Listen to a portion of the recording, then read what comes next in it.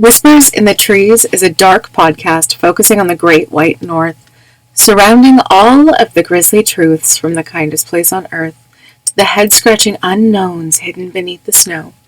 My name is Mads, and join me today on a deep dive into the crimes of Evelyn Dick. Today's case will involve murder, child abuse, and violence. Viewer discretion is advised. These are my whispers in the trees. You cut off his legs, you cut off his arms, you cut off his head. How could you, Mrs. Dick? How could you, Mrs. Dick? A popular chant often sang by the children in Ontario, even to this day, bringing fond memories to many that grew up singing it. I wish I could say that it isn't what it seems, but trust me, it is. On March 16th, 1946, a group of kids were hiking along a trail on the Hamilton Mountains. This is located in the Niagara Escarpment. What they found was what they thought was a dead pig. They got closer to it and looked at it. They realized it wasn't a pig at all. It was a man's torso with 2 gunshot wounds. Born October 13th, 1920, Evelyn Dick was born to Scottish immigrants, Donald and Alexandra McLean, the couple moving to Ontario, Canada, a year after the baby was born. Donald was known to be an abusive alcoholic, working for the Hamilton Street Railway as a streetcar conductor, and stealing from the company so the family could afford living above their means. He was so willing to steal from the company, they were able to afford to send Evelyn to a private Catholic school and get her a decent education. One upside to this, I guess. This was the only place she saw other children, as her parents thought she was too fragile to be playing in the streets. So let me get this straight. She's too fragile to be playing with other kids, and she can't be playing outside. But, on the other hand, her mother, Alexandra, she was a woman who encouraged her daughter to then use her looks to move up in life, telling Evelyn to entice men to get them to give her gifts such as furs and jewelry.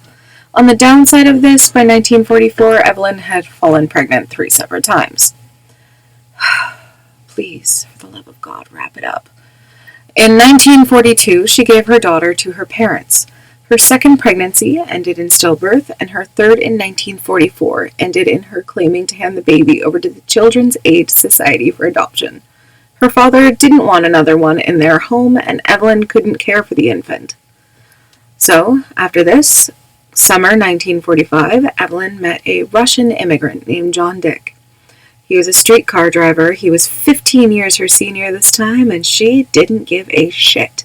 She, for some reason, believed he was making enough money to support her and her extravagant lifestyle, which is really all that she cared about.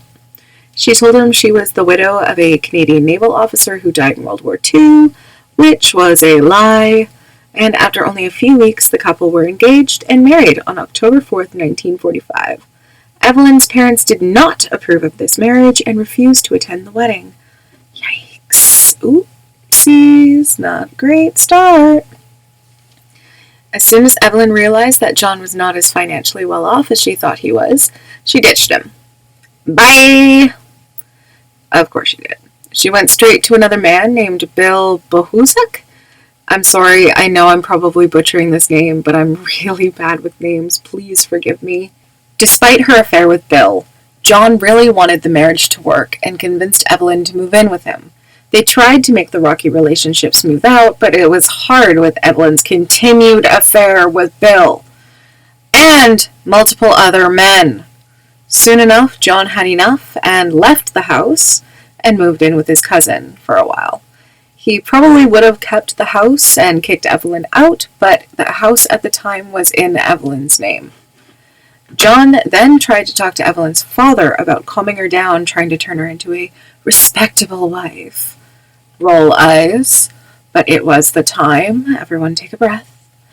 Donald, of course, said no, since he didn't like John to begin with. Remember, he and Alexandra did not attend the wedding because they were against him and his daughter getting married to begin with. What Donald didn't expect from this was John to then threaten to go to the police about Donald's theft from the Hamilton Street Railway. This was supposed to be a family secret, but Evelyn had told her husband this secret early on in their relationship. Donald threatened John's life at this, but John went to the police with the threat. John was then last seen March 6th 1946, and was reported missing in the first week of March. I could not find the actual specific date that he was reported missing. I could only find that it was the first week of March. So I guess probably March 7th or March 6th. When the remains found on March 16th were confirmed to be John's, the police immediately went to Evelyn. They were invited in the house by Evelyn's mother, Alexandra, and sat at the table to have tea. As Evelyn came in the room, the police began to stand up, and before they could even tell her why they were there, before they could even get a word out, her voice rang through the silence. "Don't look at me. I don't know anything about it." She, of course, denied everything, but the police searched her home. In the attic, investigators found a suitcase filled with cement, and when they chipped into the cement, they found the body of an infant, which later proved to be Evelyn's son, Peter, the one she claimed to give to the Children's Aid Society for adoption. Detectives found a pipe with bullet holes in it, saws, a gun, and John's bloody shoes in the basement of Evelyn's family's home. And then in the home that Evelyn and John shared, bits of John's uniform and human bone fragments were found in the coal furnace. And in the seats of Evelyn's Packard, they were covered in blood, which later proved to have the same blood type as John himself. Remember, at this time they didn't have DNA evidence. They could only collect the blood and find blood type. They couldn't find DNA or anything more than that. It was still early on in these kinds of studies. At this point, Evelyn changed her story from not knowing anything to an Italian gangster killing John. Then, when the police didn't fall for this, she blamed her lover Bill. Then she blamed John himself, because that makes so much sense. You can shoot yourself in the torso twice, and then somehow chop off all of your limbs and your head. Because that makes so much sense. She then said a man that she didn't know just showed up with the torso and made her drive it to the dump site. Again, so much sense. Evelyn, Donald, Alexandra, and Evelyn's lover Bill were charged with the murder of John, and Evelyn and Bill were charged with infanticide. Also, yes, Donald was charged with the theft from the Hamilton Street Railway Company. Starting October 7th, 1946, at Hamilton's Wentworth County Courthouse, Evelyn's attorneys had her trial separate from the others and tried to make her look like a naive, attractive woman who couldn't possibly be able to hurt a fly, much less commit a murder. Trust me, I'm rolling my eyes. It's the 40s, babe. Go with it. I'm rolling my eyes with you. Alexandra agreed to testify against her daughter for immunity, and she took the stand, saying that Evelyn had been away from the home for a prolonged series of time on the last day John had been seen, March 6th. She claimed that her husband owned a large butcher's knife and a handgun that could have possibly been used, and she claimed that on March 8th, Alexandra had asked her daughter if she knew what had happened to John. Evelyn responded that they wouldn't be seeing him around any longer. Despite it being mostly circumstantial evidence used in court against her, the jury found Evelyn Dick guilty of murdering John Dick, and she was sentenced to death. Fun fact, Canada had the death penalty until 1976. I didn't know that, and I'm Canadian. Her attorney successfully appealed the case, and it was taken over by the lawyer John J. Robinette, a defense attorney who would later become famous for his skill in the courtroom due to the defense tactics used in this trial and the other trials connected to it. He made a strong case that Donald may have been the true murderer, and this time Evelyn was found not guilty. For God's sakes, I'm not even. Really? She was found not guilty. Donald was found guilty of accessory to murder and sentenced to 5 years and 5 years for the thefts. Bill was cleared of all charges. For the murder of baby Peter, Robinette brought in a psychiatrist that testified that due to her traumatic childhood, Evelyn only had the mental capacity of a 13-year-old. She was found guilty of manslaughter and sentenced to life in prison. But get this. She only served 11 years in the Kingston Penitentiary before she was released in 1958. She changed her name, and she vanished into nothing. She was supposed to report to the Royal Canadian Mounted Police, and they chose to respect her privacy. They were supposed to check in on her, every so often just to make sure she was still following the rules, she wasn't getting into trouble.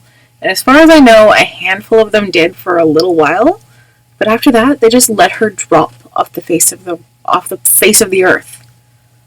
Her estranged daughter doesn't even know where she is. She doesn't even know what her mother's name was changed to. She doesn't know her mother's true identity anymore.